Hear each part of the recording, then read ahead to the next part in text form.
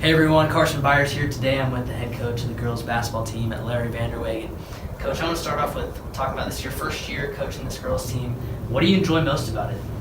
Well, for one, I enjoy working with the girls. They're a good group of girls, and they enjoy playing and like to come in and work as a team, and so it's been fun.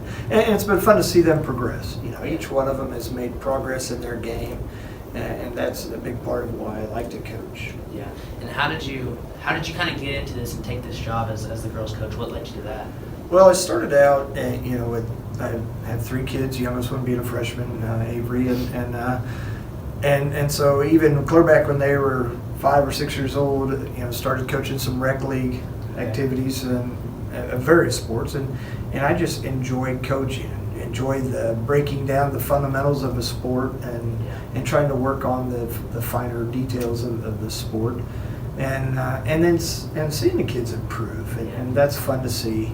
And so over the years, I've coached a lot of MAYB or other leagues, with basketball with all 3 of my kids, and so, as the program, I've worked with Coach Bell over the years with the girls program, and he had asked me if I was willing to help him this past summer in the summer league, and I said yeah, and then he actually decided to step down as coach, and I started talking to my wife Rebecca about it, and talked to Mr. Swisher, the AD, and decided to apply.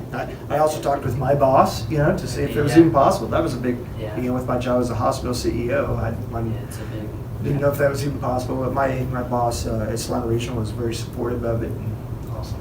Well, we're glad to have you here at Smoky Valley coaching the girls team, and we're a little bit of ways into the season here, so we'll reflect, on the season so far. I think a highlight of the season was when you guys knocked off ranked Heston at home.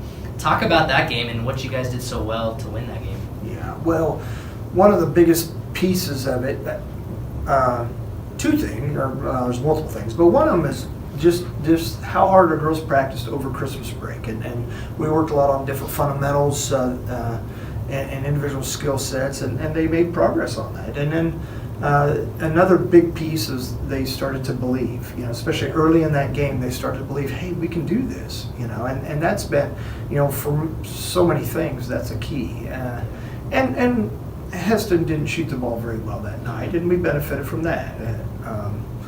But ultimately, we just played very hard and played as a team, and were able to get the win.